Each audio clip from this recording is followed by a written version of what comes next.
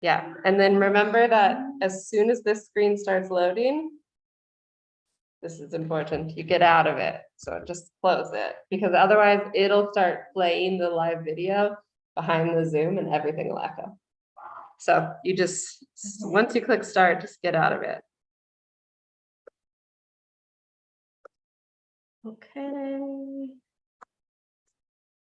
You log in next. And I typed all this up too. Yeah.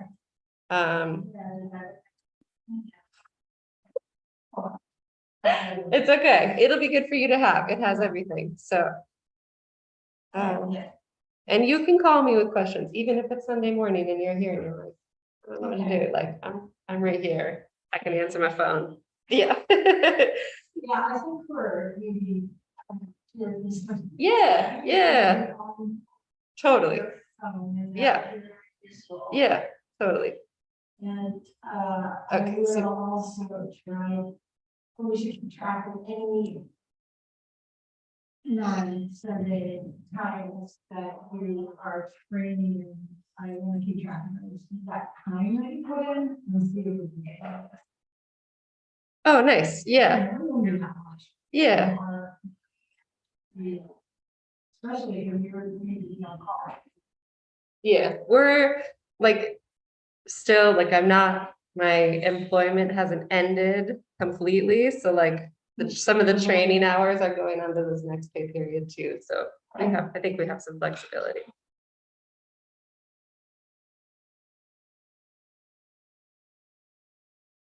Okay. Stay co-host, got it. And then I need Android A. And put it in the right way.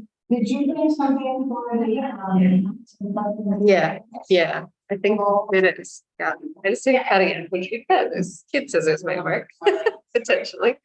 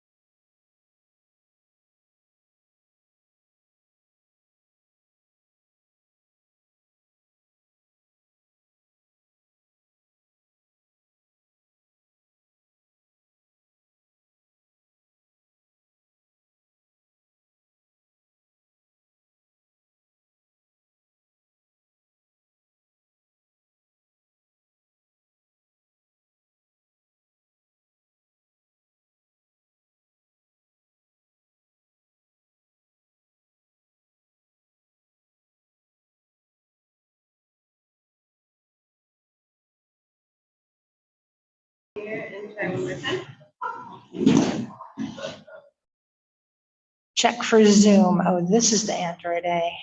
Check for Zoom.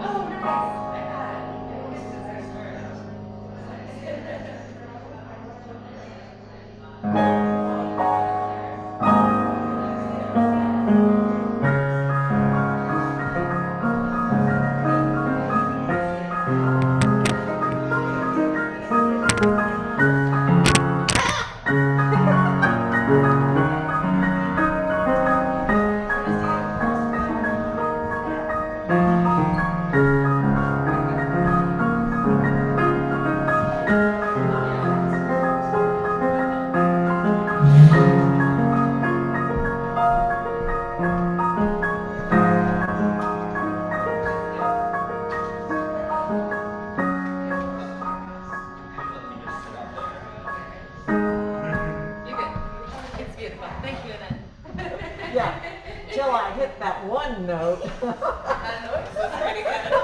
Like, oh, that sounded bad. Everybody knows that's a wrong note.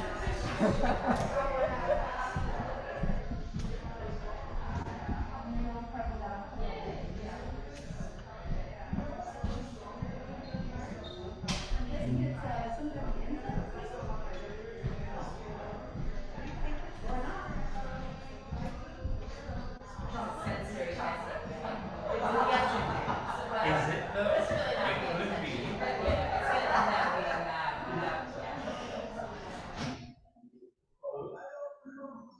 Yes, it is.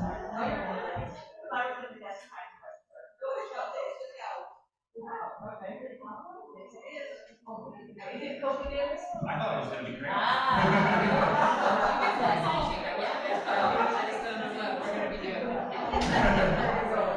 I eat many things.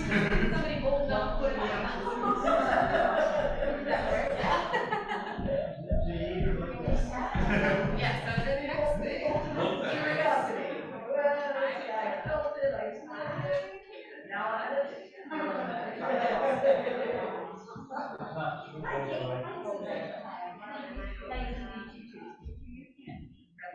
So, solstice Sunday?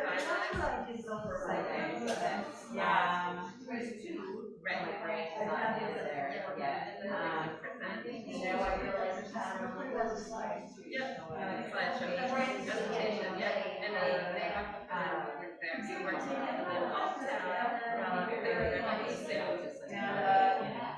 I've already done some. I was thinking maybe Holland, maybe, or Holland, like a solstice kind of plant. And definitely has kind of Irish things. They're short, they're fine.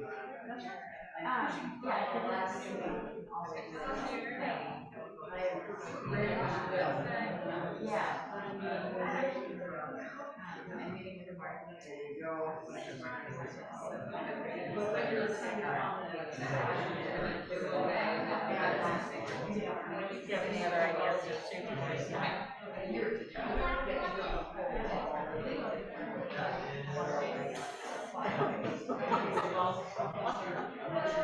Well, my daughter comes there and joking. So, we're kind of like discussing stuff. And, I feel more comfortable with the science for actual Christians than I do here.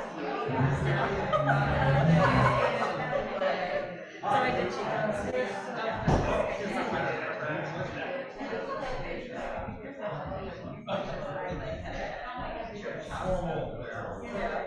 Yeah, I don't believe any of that stuff. It's all like, it's all like stereotypes. I don't believe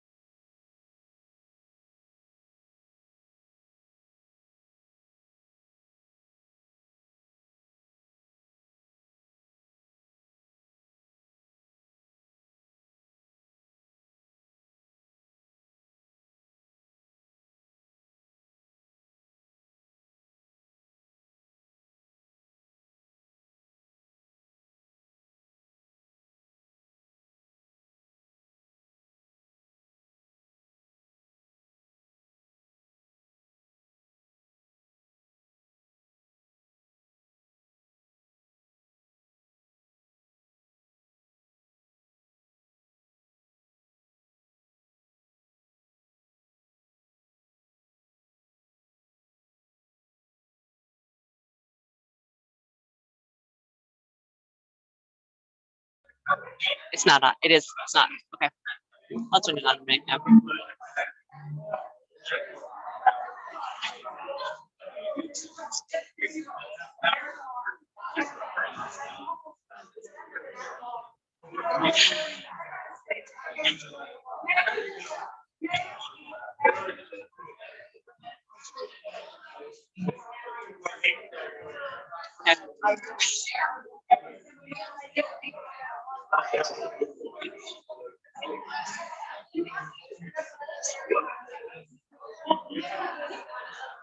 I can dig it.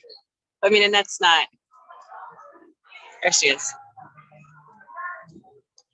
Good morning, everyone.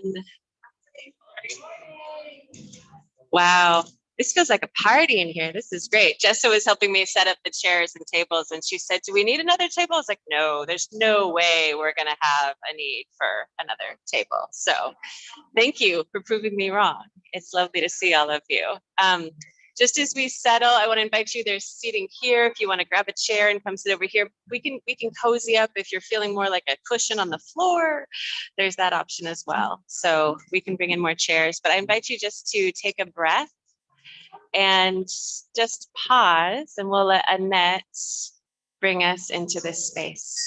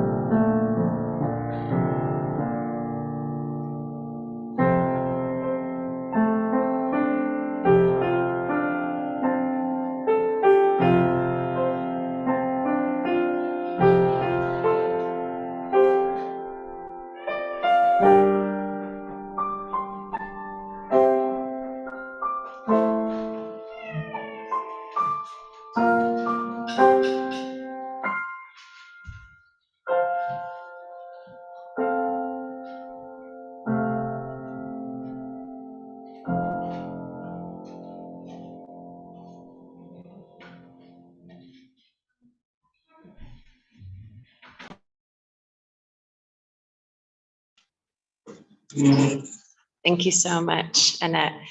And I want to doubly thank you because you have introduced me to a composer, a Dene composer. If you look and see the name on your program today, I'm forgetting who it is, Kanachi. Thank you. Yeah, it's a Dene composer. If you go look him up, he has some really beautiful stuff and a really amazing piano that he has some videos of him playing in the desert. So welcome. Good morning. It's good to see you all. Good morning. Good morning.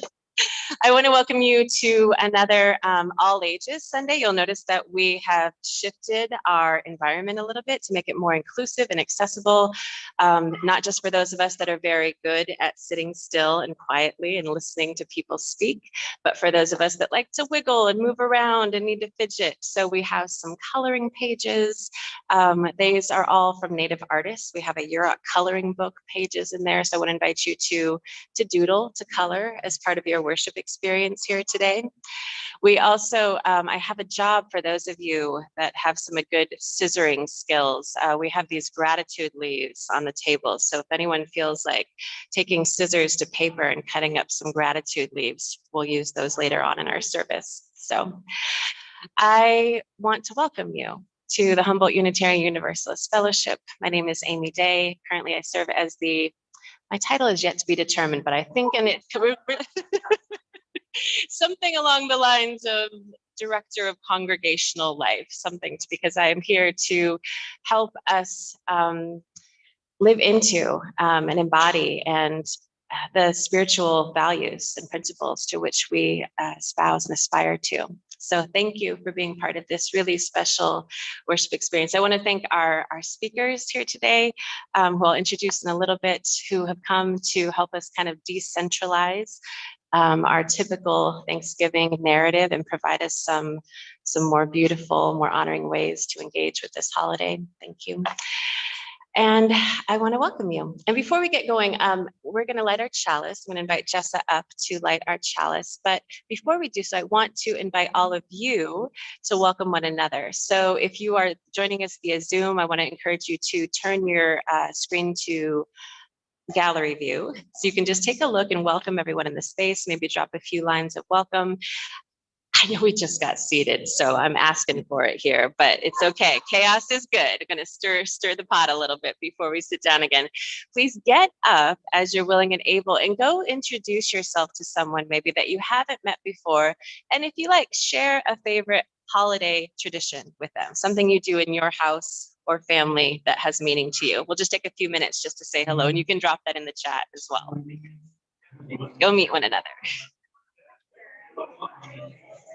I allowed you to unmute yourself, so go ahead if you guys want to chat.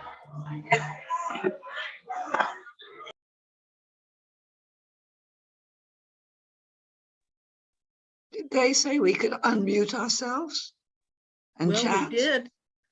I just did it. I love you all. I'm so glad you're here. Glad Bonnie, you're how here too. wonderful, Bonnie, just to see your face. I agree with you. Nancy, The person on my the God, screen, my Megan. life. We'll talk. Wait a moment. Gotcha. I love the little one. Yes. Really? Megan, is that Megan? No, I think Megan is the one. Megan's mom, huh? It's- Yeah, here she is. Yeah. There's Sweet. Megan. There's Megan's mom on the phone. Yeah.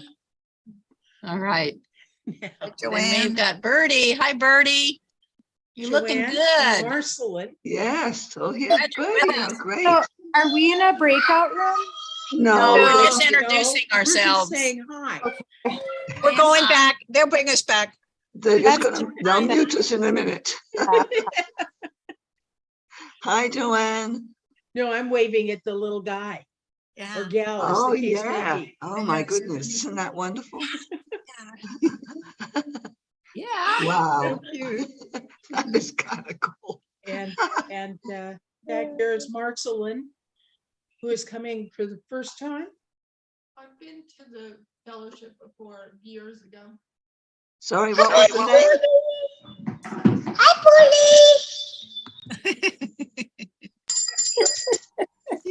Hi, Joanne Freddie. Thomas, are you there? I know we could probably make a whole service just out of this. I know, but we need to go back. And maybe.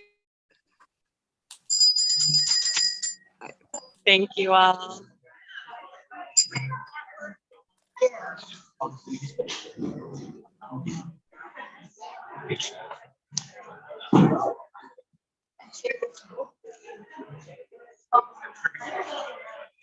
So before we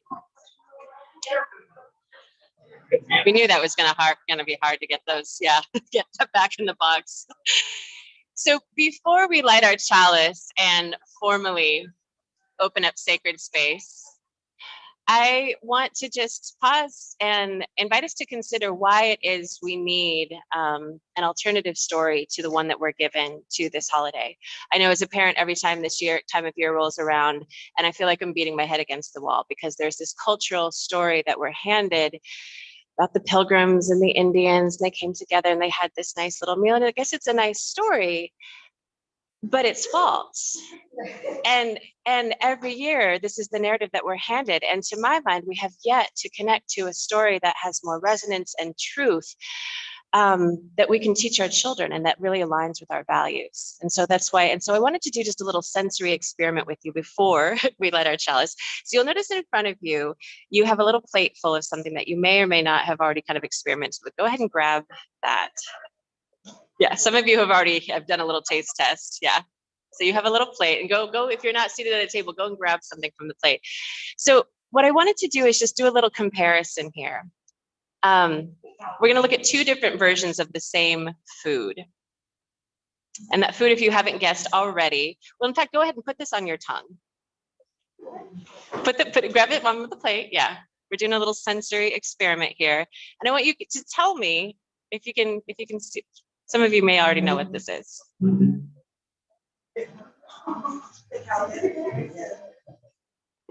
Does anyone know? Yeah? Tell me, what are you eating? Cacao, right. And so does this, when we think of chocolate, does this jive with what you think of as chocolate, what you just put in your mouth? No, right? When I'm thinking, oh, I'm really craving chocolate, is this what I'm after? I want a cacao nib, right? It's a little bit more stringent. It's a little bit harder to take. It's a little bitter, right? What we think of as chocolate is this, comes with the red dye number 40 and palm oil and all these artificial things added to it to make it more palatable. But the thing that actually gives us nourishment, the thing that our bodies can actually understand and take in and digest is what you just put in your mouth there, this thing that preceded the artificial layer that we put on top of it. So today, our part of our aim is to strip back some of that artificiality of the Thanksgiving story and go back to some of those indigenous stories that predate the cultural narrative we've been handed. So with that, thank you for doing a little taste experiment with me. I want to invite Jessalyn DeLucci up to light our chalice. And would anyone like to actually light our chalice? She's going to lead us in a song. I see a hand. Yes. Sarah, come help. That'd be great. Thank you.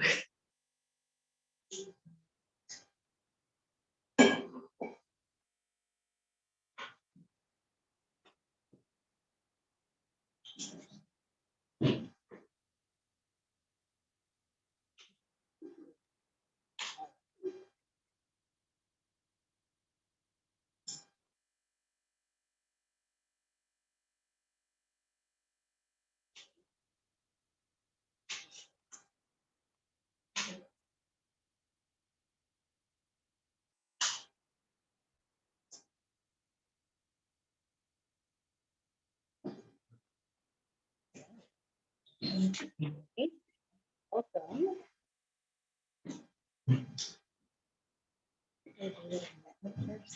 Yeah. All right. Thank you. Welcome. Maybe that. Maybe. Okay. Okay. Take my mask.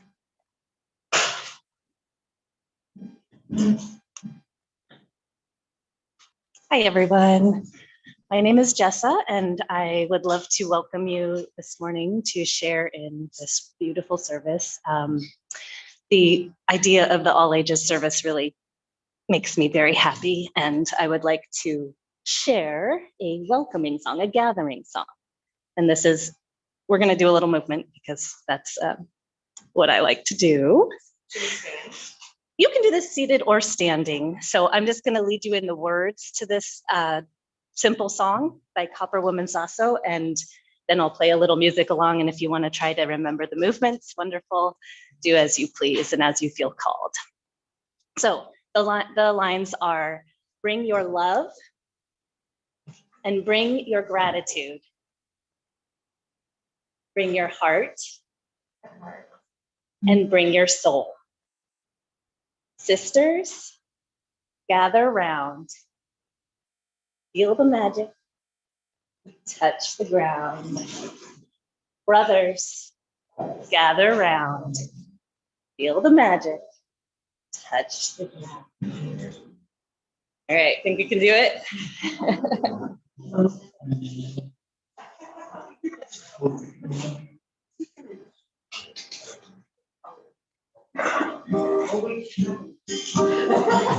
You can make up movements too as you feel called. I make them up, just, you know. Bring your love, bring your gratitude, bring your heart and your soul. Bring your love, bring your gratitude, bring your heart and your soul. Sisters, gather round, feel the magic, touch the ground. All you brothers, gather round, feel the magic, touch the ground. Bring your love, bring your gratitude, bring your heart and your soul. Bring your love and your gratitude, bring your heart and your soul.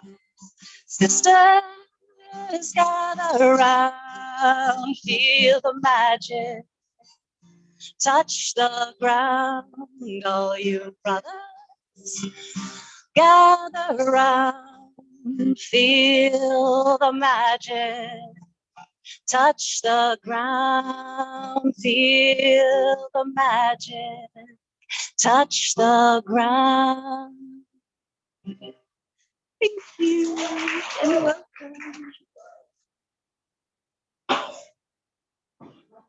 Thank you, Jessa. One thing we like to do as part of living into our principles is we usually have a land acknowledgement as part of our order of service. And that's just a way to acknowledge that the land that we gather upon is not ours. It was the unceded ancestral lands of the Wiyot people.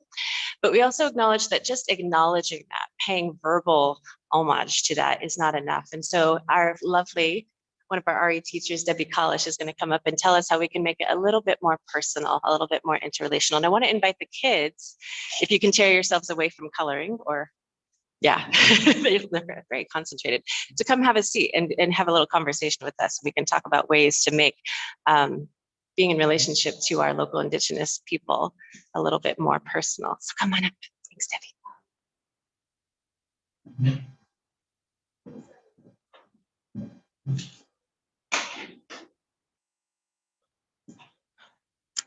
Good morning.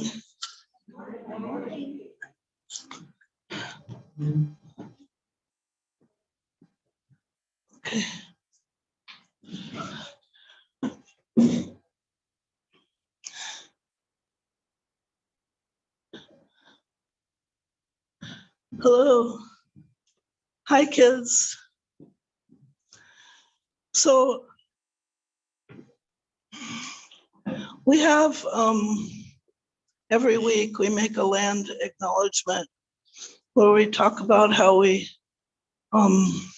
know that this is originally Wiyot land and that we actually pay a tax out of our congregation. But I wanted to say a little bit more.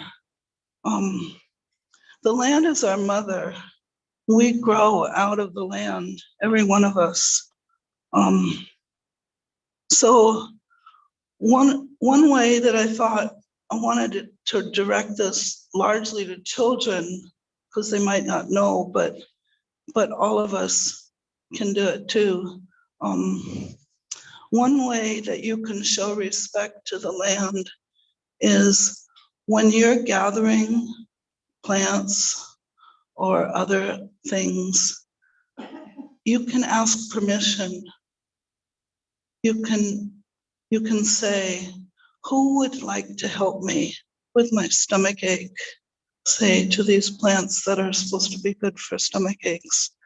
And those that really want to help you and are able to help you will reveal themselves. And it's almost as if they say, take me,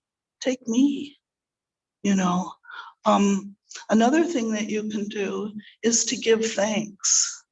You can leave an offering. A friend of mine, when pennies were actually copper, would leave a penny when he took some plant. You could leave a shell or a special rock or tobacco, which is a sacred herb, or another sacred herb, but you're giving a gift back. You're acknowledging to the land that what you're taking is a gift. So that's two ways that you could show your respect to the land. I like to talk a little bit about showing your respect for Native culture, people who've been here for thousands and thousands and thousands of years. We don't know how long it's been so long. It's like forever. They've been here, you know. It's cultural for most Native American people, men in particular, and women, to leave their hair long, to not cut it. When you see a boy or a man with long hair with a ponytail, it's not a joke, it's not something silly, and it doesn't make him girlish. It means that he knows something about his culture and that he respects that and he's proud of it. When you see a woman who has tattooed lines on her chin, again, then that's a local thing, that's not all over America. And women nowadays, Native women are going back to that, are, you know, young women are having the tattoos. It's not something scary, it's not something weird. Again, it means that they know something about their culture and that they're proud of it, right? So other ways that I would like to challenge all of us to be more personal than simply a tax that we pay is read a book. There are many, many Native American authors who are very interesting, who have, you know, writing novels, history, poetry, all kinds of stuff. I would recommend a book called Braiding Sweetgrass by Robin Kimmerer, who is a biologist and a native, what did you say, Ojibwe? And walking two roads at the same time, you can feel it in her book. But there's many, many authors, Leslie Marmon Silko and Simon Ortiz, and just hundreds of Native American authors. You could go to an art gallery. Did you know that there are 2 Native American art galleries associated with the university system in California? There are 2 Native American art galleries, and one of them is in Arcata. Go see the art that people are producing today.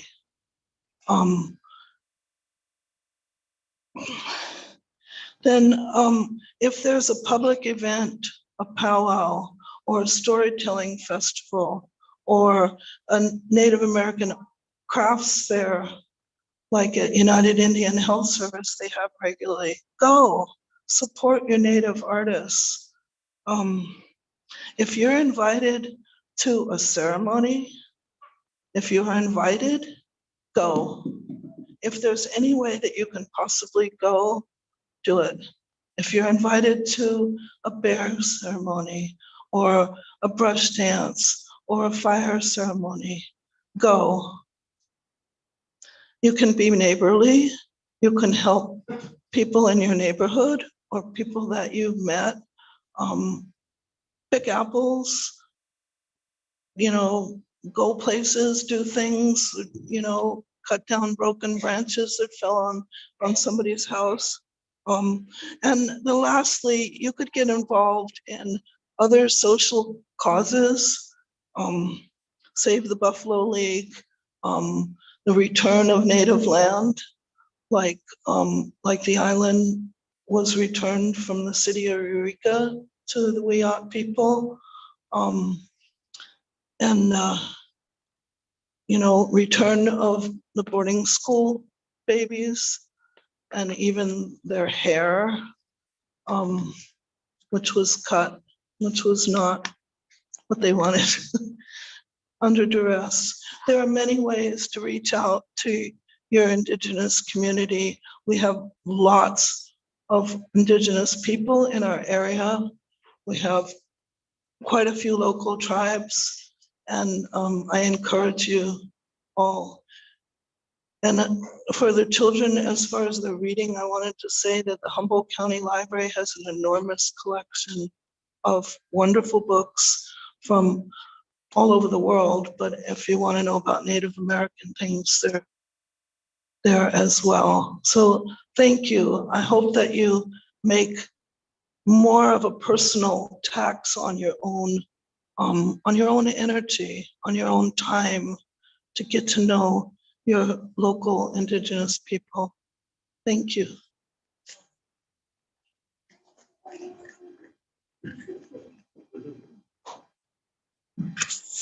Thank you, Debbie. So kiddos, if you want to stay down here, my friend Kate is about to come up. And Kate, I'm so excited that she's here. I've been wanting Kate to come and see us and at least come be in our RE classroom for a year plus. I don't know if she knows that. Every now and again, I reach out to her. I'm like, do you want to come? Do you want to come? And she has many, many things going that take up her time. So I'm just so grateful. Now we get to have Kate and her lovely mother and Makwa. And so Kate, I know Kate Lowry, and forgive me, so Anishinaabe Ojibwa is your, yeah, and I'll let her speak a little bit more to that. But I first met Kate because she came into our school, Trinidad School, to talk a little bit about the local Indigenous foods and tribes and help us our kids look at ways that we can be in relationship to this holiday, other than the ways that we typically do. So again, let's just take a moment, just take a stretch. It's a lot of sitting. Maybe put your hand on your head. Maybe lift your right leg, lift your left leg, and then shake it. Shake everything. Take what you're doing and do about 10% more. Oh, this is really hard to do, isn't it? All right. I would invite Kate to come on up and share with us. Thank you. I like the rainbow. You want to stand? Yeah, I'm a stander. I'm a mover. Ayakwi. You're going to say it right back to me. Ready? Ayakwi. And now we're going to say this one. Wiyot land. Everybody say Wiyot. Oh, you sound so good. We're going to say Wiyot hello. Okay, you ready? Habatlo. Habatlo.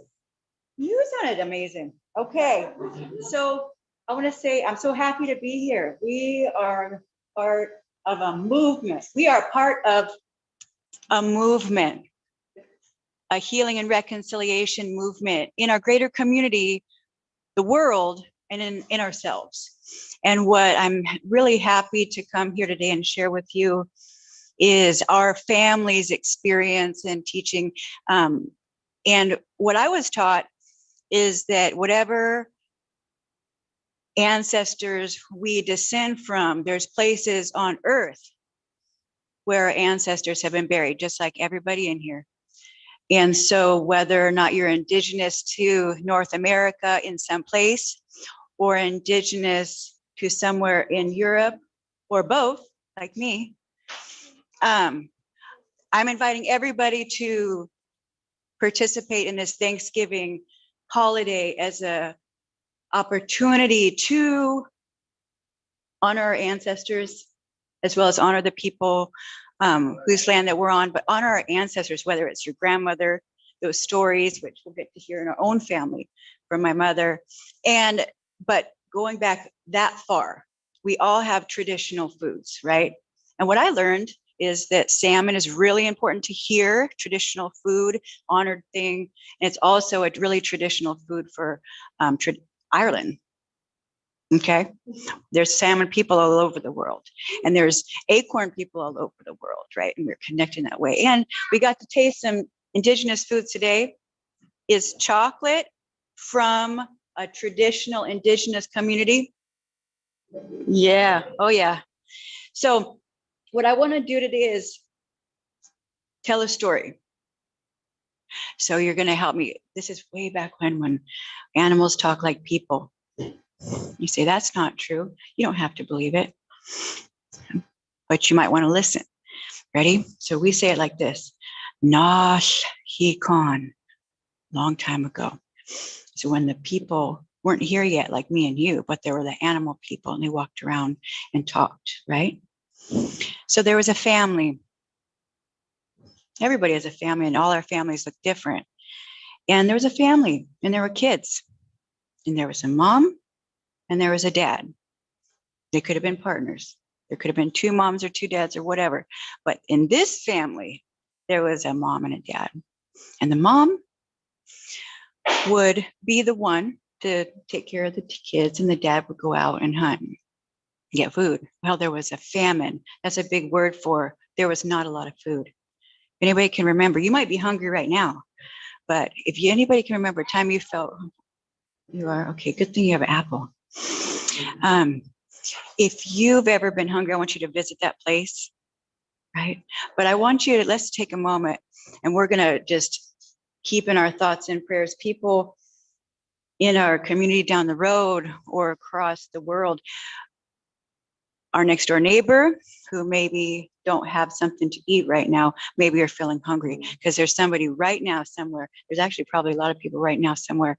Everybody, if you guys hands up, cross your arms, hands up, cross your arms. Okay. All right, we did our work because gratitude is action, right?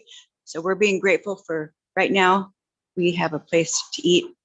We have food to eat. So we're going to take that moment. Back to the story. So the kids getting hungry and their stomach, I don't know if you've been so hungry that your stomach kind of hurt. And there was just the kids started to get skinny. Now, some people are skinny normally, not me. But they were skinny because they weren't having enough to eat. I know. And the mom, can you imagine what she felt? Right? And she was getting skinnier too. Well, this story is a Yurok story. And if you've ever been to Sumac State Park, you might have seen the plank houses. They're not teepees. No, people did not live in teepees here. They're plank houses made out of redwood. If you know what a redwood is, heard it, seen it, or touched it, thumbs up, you know what a redwood is? Okay. All right, they lived in plank houses. So in the plank houses, there's an upper level and a lower level. Half of it is above the ground and half of it is, how did you know? You're so smart. Right, exactly, because you had to hang things up high so they could dry the food. That was very important because there weren't refrigerators back then. You had to dry your food and keep it dry. You know how to, it's hard to keep things dry here on the coast. So, well, the father would go out at night and hunt, right? The father wasn't getting skinnier. So one night when the kids went to sleep, feel free to go to sleep if you want to, just joking, but no, really, if you want to. The mother stayed awake, but pretended to sleep. How would you pretend to sleep? Oh, no, not like that. No, not like that. But she might have. So she pretended to be asleep. And he got up and looked at her and lifted up a rock that was at the base of the house. And underneath there was a hole. Inside of the hole, there was all the best foods. There was acorns, acorn soup, kega, I'll say that. Kega, acorn soup, power food. There was chetlani ne pui, dried salmon, power food. There was lechesh, blackberry. Right? There was chicory, huckleberry. There were all kinds of the best foods, and she saw him eat it. Feel in your body what she might have been feeling. So she stayed pretending she was asleep, and he looked over and left and went and got some more food. She went back to sleep, but she made a plan. Okay. So the next day when he had left, she said, "Children, come here." And she opened the rock lid, and those children just ate all this food, and they were so full. And some of those foods are nice and delicious and greasy, like some of my favorite food is Kate Ween. And yes, Kate Ween eel is a power food, right? Oh, I'm getting hungry. And so their faces were greasy, and because it wasn't a healthy, safe environment, the mother was worried, and she said, "Go wash your faces down at the creek."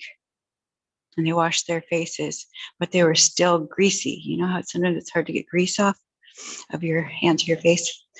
Well, the kids took ashes and wiped all their faces. And when the husband came back, she said, "You have hidden food. You did not take care of your family." And Creator, some people call God, some people call, there's a lot of different things, but Creator, Spirit, came and said, she did right. She was taking care of her family. You did not. You are going to become the takes or the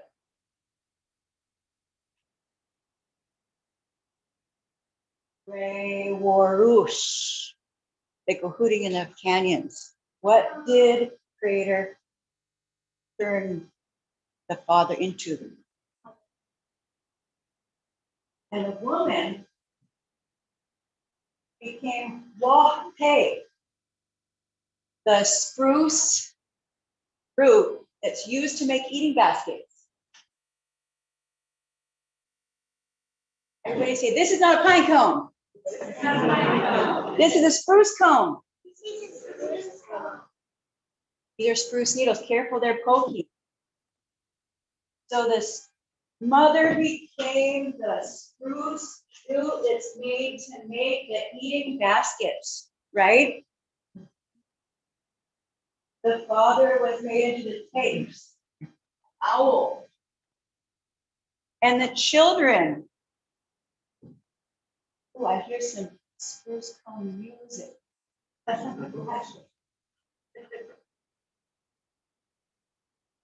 And the children,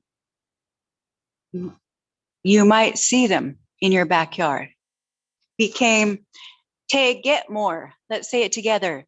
Te Get More. And in English, what do we call it? Tickety. Tickety. Now I'm going to pass this paper around and I'm going to pass it around. So keep an eye out for this Te Get More, this chickadee in your backyard. Sometimes we call them snowbirds. And see, there's a picture right there.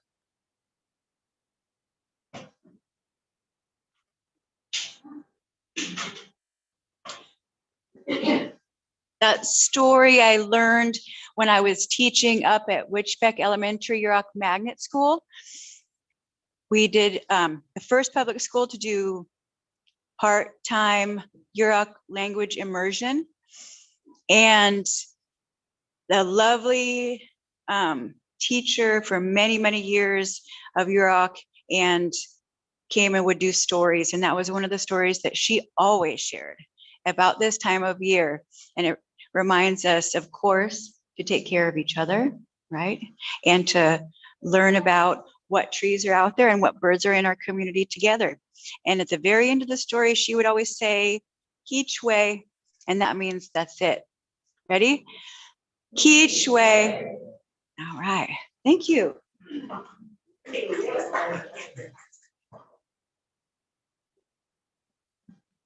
Thank you, Kate. How would you say thank you?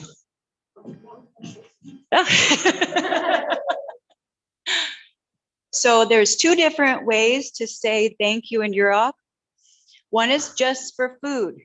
Ready? Kawisja. Let's do the syllables. Kawisja. Okay. Another way is you can use for other things and people use in prayers. And so this is where you look at my mouth.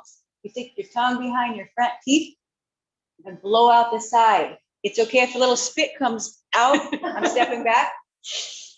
Ready? Walk. Walk. Cloud. So it's a out. Right? That's walk. Cloud. At the end of prayers, I was taught by my Yurok language teacher that isn't with us anymore. We say it 3 times. You ready? Walk cloud, walk cloud, walk cloud. And again, I want to thank everybody for being part of our re-indigenizing ourselves, our lives, and our families. And it's just an awesome experience. And thank you so much for having us. Thank you, Kate. I'm going to invite Leslie up now, who I've had the pleasure of getting to know just a little bit through the Humble Interfaith Network. And I want to invite her up because she's going to introduce the song that she's brought to us today. And she's got a little bit more background. If you would like, I want to invite you just to stand as you're willing and able. And this is going to be an opportunity to sing together. So if Leslie can come on up and just tell us a little bit more about the song.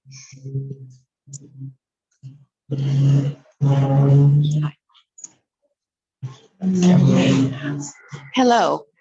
This song is not an old song. This song was written by, hi. I see some Quakers. And we're Quakers, by the way. Anyway, this is a new song. For those of you who know what Standing Rock was and what was happening out there, the words were developed as a chant that went with drumming out there. It was later put to beautiful music and sung by this lady, Sarah Thompson. And it was shared. I was first given a song this year by another Lakota woman and I was very impressed with the song because it not only expresses their attitude toward the world, but it's very much, my family is Anishinaabe and Wyandot, and it very much expresses our attitude toward the world and is the fundamental understanding that leads to the basic Anishinaabe sense of gratitude in the world. So that's this song.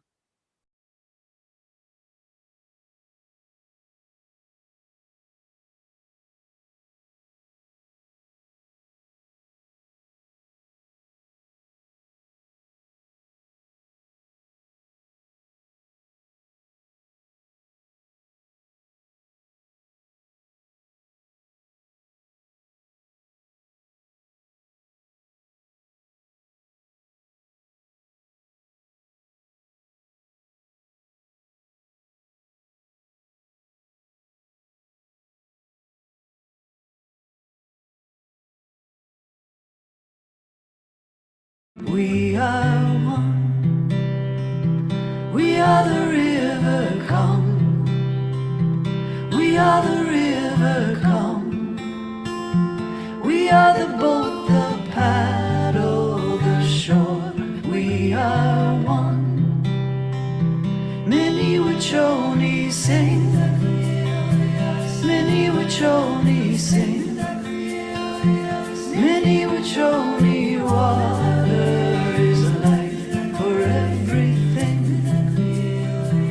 We are the water, sing. We are the water, sing. We are the water, we are where all life begins. We are the ancient ones. We are the ancient ones.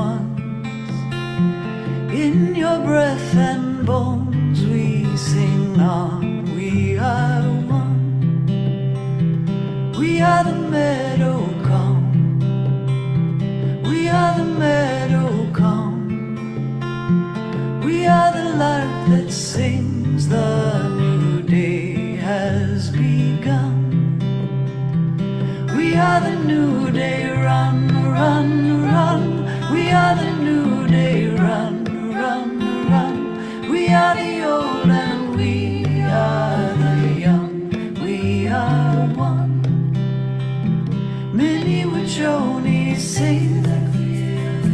Many which only sing. Many which only water is life for everything. We are the water, sing. We are the water, sing.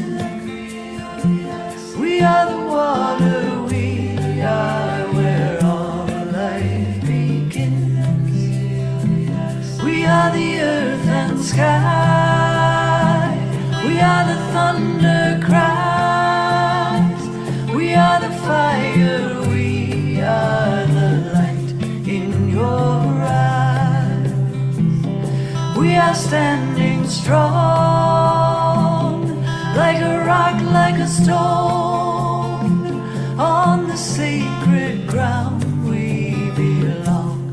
We are home. Many which only sing. Many which only sing. Many which only water is life for everything. We are the water, sing. We are the water, sing. We are the water, we are where all life begins. Way oh, way oh, way ah. Way oh, way oh, way ah. Way oh, way oh, way ah. Way oh, way, way oh, way. Way oh, way oh, way ah. Way oh, way oh, way ah. Way oh, way oh, way ah. Way oh, way, way oh, way. All my relations come, every nation come.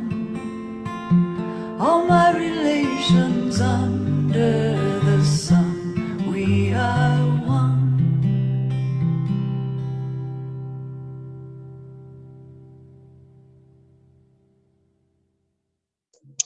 I would invite you, if you are still standing, woo, to go ahead. If you have filled out a leaf already, we have this little gratitude tree, and you'll notice that it's a little bit barren, right? We have a winter tree. It's not so pretty, so it needs your leaves of gratitude. So if you haven't already, I want to invite you to come, cut out a leaf, write something down that you are thankful for, and then come place it on our tree. Alternatively, if you don't have a leaf, I want to encourage you just to drop something in the chat, something that you're thankful for, minimum of one thing. Alternatively, just to go and find someone maybe that you haven't met before and just share one thing that you're grateful for in this moment, this season, this day. And we'll just take a few moments just to let that be our practice together before we hear from Leslie.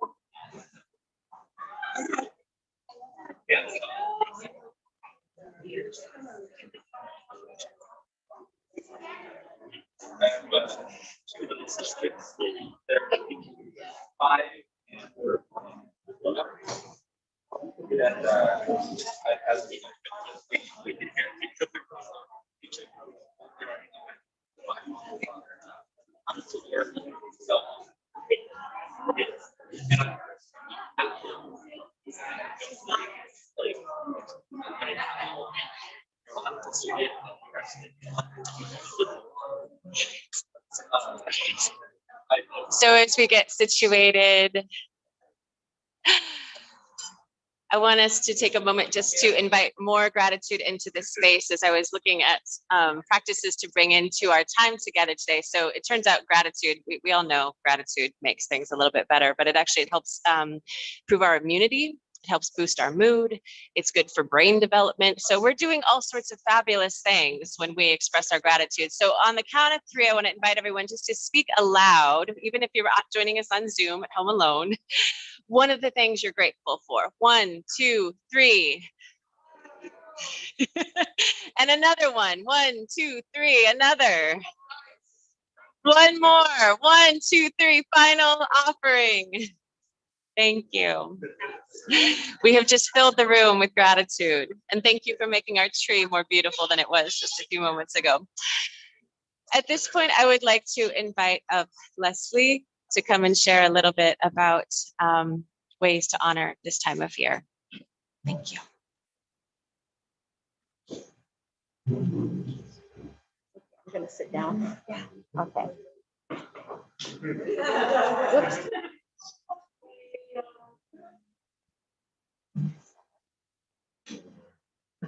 And I'm going to take my mask off too, so you can kind of understand me. Can you hear me then? Okay. First of all, thank you, Amy. She invited us here to share what Native peoples might do for Thanksgiving. And, you know, we're very mixed, obviously, in my family. But her asking me this and then me writing down things, the stories that I tell at the holidays for the kids and the grandkids. So I wrote them down for the first time ever. And now I've been able to give them to Kate and Makwa, so they don't have to just remember what they've been told verbally all these years. So that's really helpful.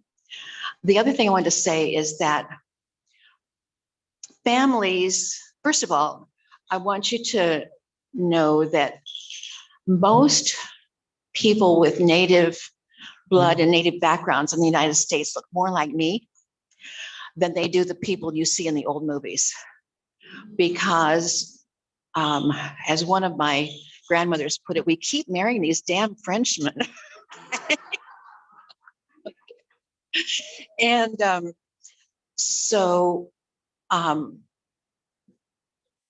and also most people with Native background don't even know they are, don't even know, because it was for many years.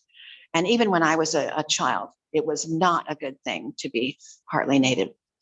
And so most Native people have been raised Christian, Catholics and so forth, and they will have accepted the stories that were told for many years. So it's really a minority of people who have been able to, whose families, for whatever reason, were able to keep some of the knowledge of what their families did.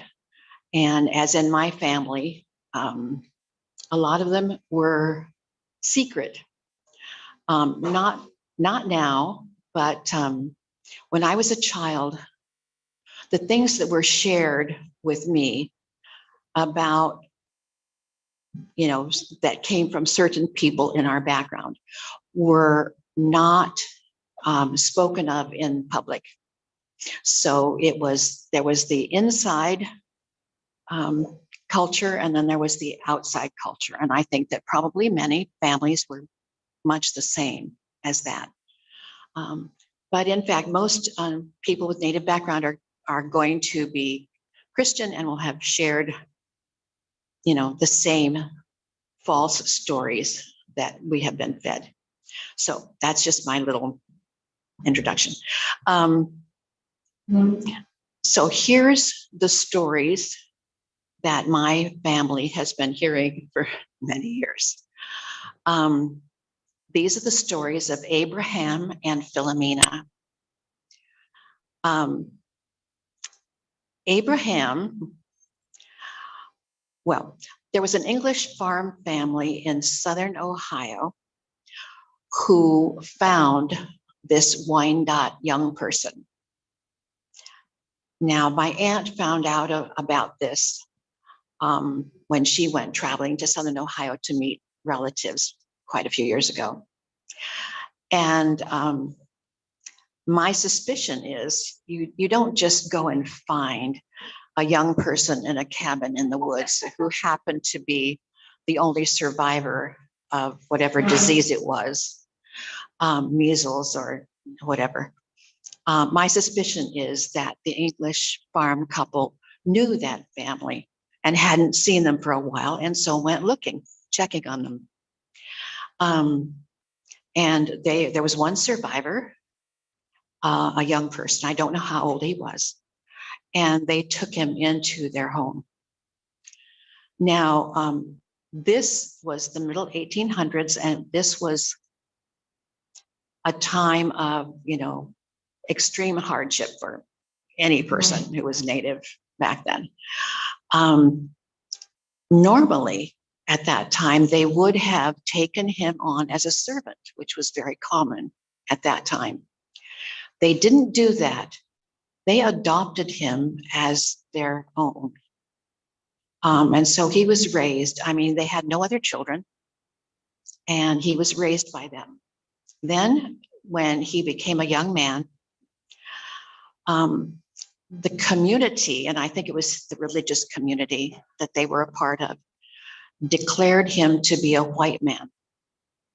And they did this because at that time, Indians weren't allowed to own land.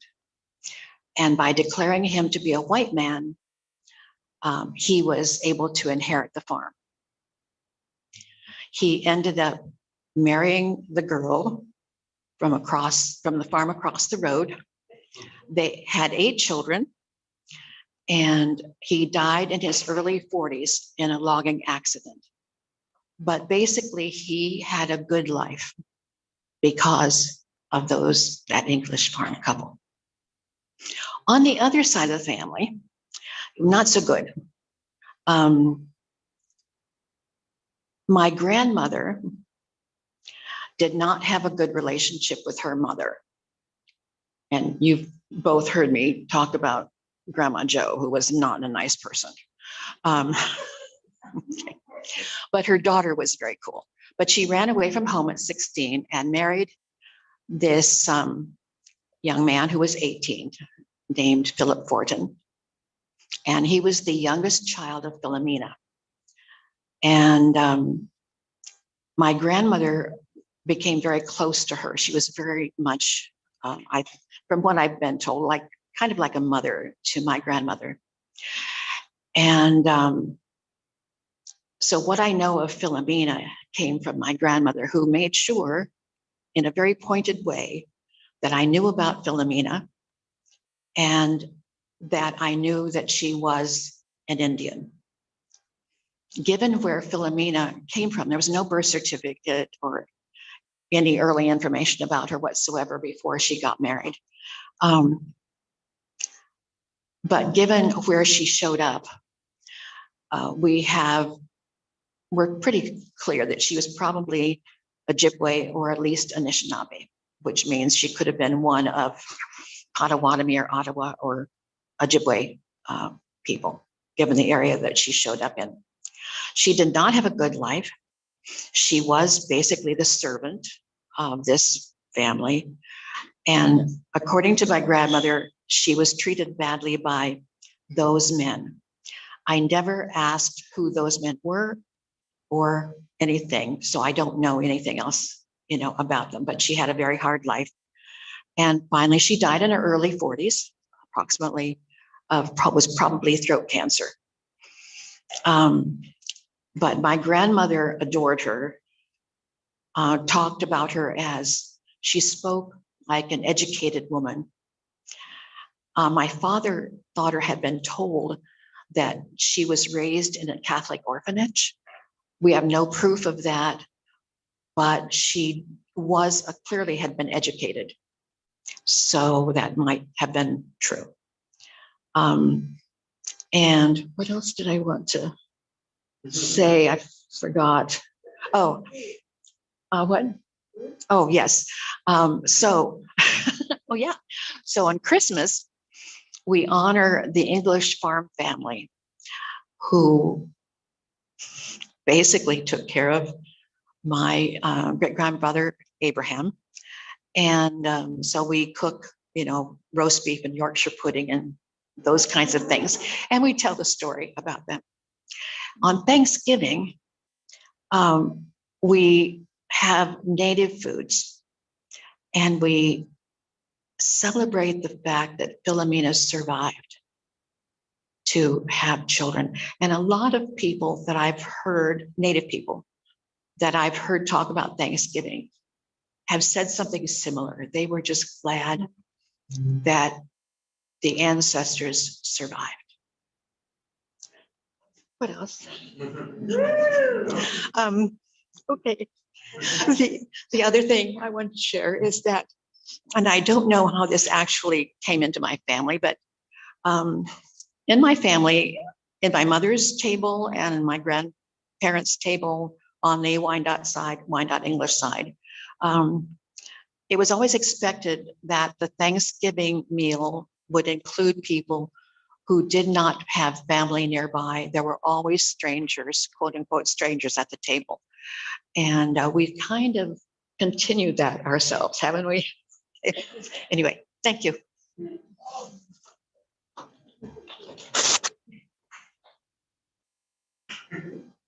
I wanted to add one thing. There is, again, the stories of our ancestors, which again, the gratitude for our ancestors, the stories in our family, that's our personal story, but also being an advocate for the community. So I'm happy to give you some good news. Silent drum roll, please. What is this? Is this the drum roll? There's native curriculum that's produced by local educators, native educators, for our schools that are aligned with California state standards.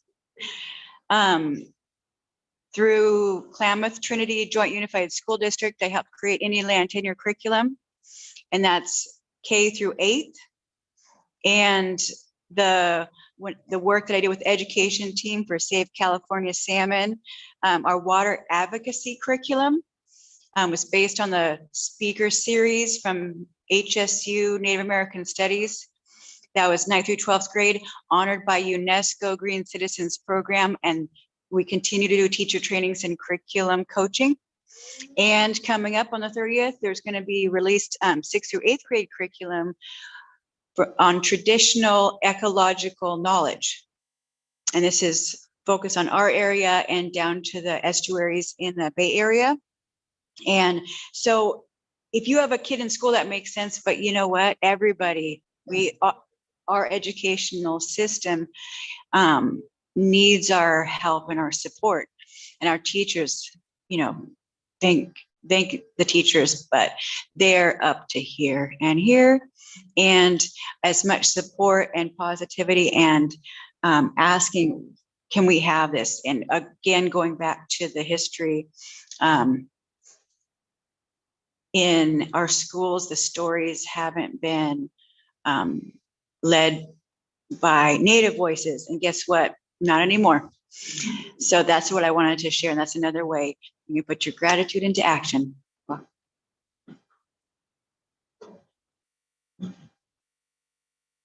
Thank you so much.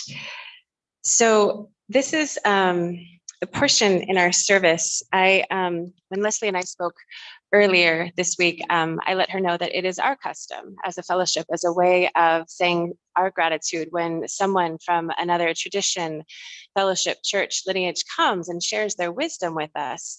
We are in the habit of compensating them because we want to show that we honor them and we are grateful for this. And Leslie let me know that that is not something that they are in alignment with, that from her lineage, her way of knowing, to offer remuneration for something would make it less valid. It's not about being compensated, paid for your time. So, and her suggestion to me was that take those same resources that you would give to us and put them towards the honor tax. So I just want to share that everything that we'll be taking up in our offertory today will go towards the honor tax that we pay to the We Up people. And I just want to say again, thank you again so much to the three of you for coming and being and sharing story time with us today. So I just want to invite you as we pass our offertory baskets, and can I get 2 volunteers who maybe want to circulate some baskets? Maybe some shorter volunteers. Maybe someone whose rhyme names with black. Just to contemplate the richness, the resources, the abundance in your own life and how that can flow back out from you, back out into the larger community. Thank you.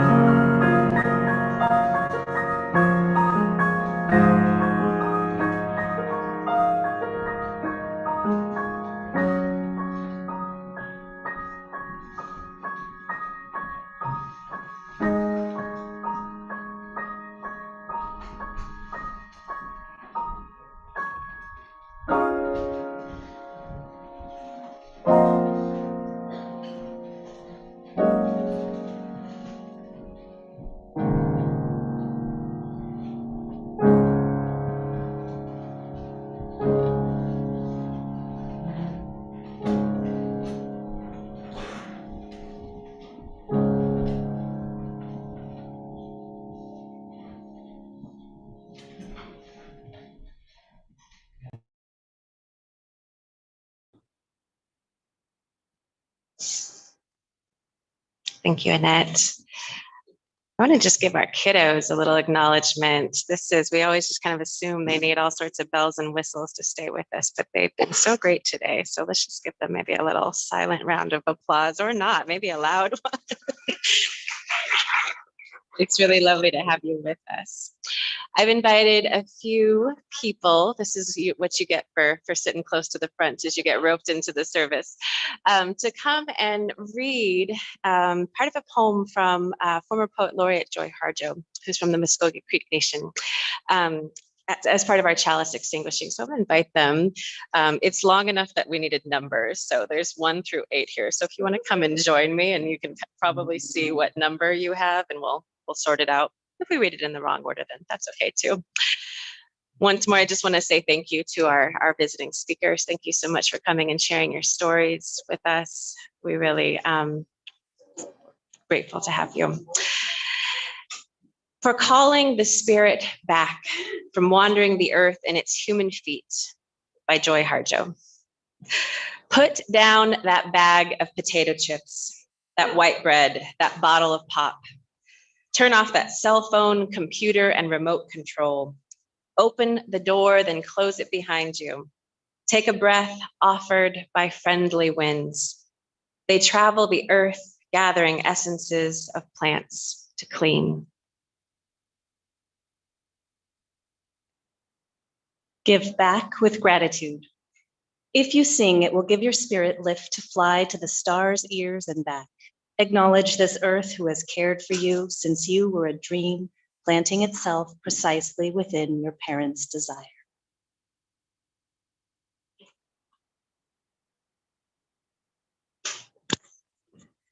Let the earth stabilize your post-colonial insecure jitters. Be respectful of the small insects, birds, and animal people who accompany you. Ask their forgiveness for the harm we humans have brought down upon them.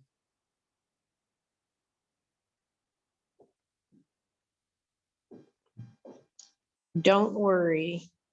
The heart knows the way, though there may be high rises, interstates, checkpoints, armed soldiers, massacres, wars, and those who despise you because they despise themselves.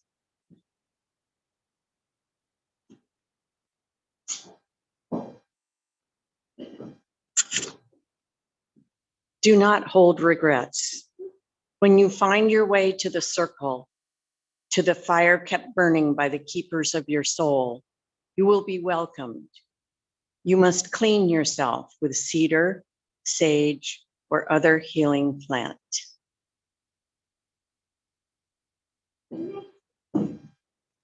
Let go the pain you were holding in your mind, your shoulders, your heart, all the way to your feet. Let go of the pain of your ancestors to make way for those who are heading in our direction. Ask for forgiveness.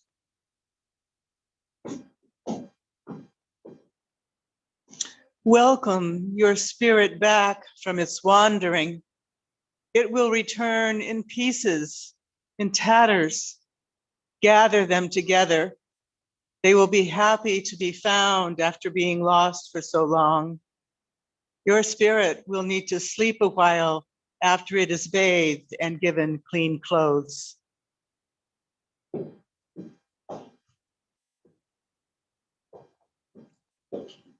Now you can have a party. Invite everyone you know who loves and supports you. Keep room for those who have no place else to go. Make a giveaway, and remember, keep the speeches short. Then you must do this. Help the next person find their way through the dark.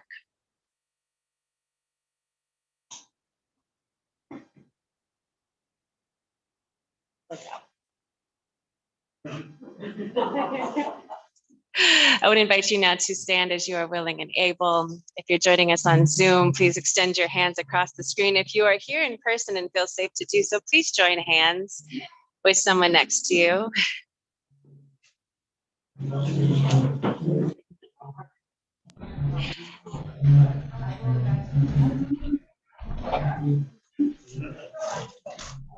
And we'll sing ourselves back out into the day, helping to rewrite the stories that we carry and writing new ones to share beyond this space.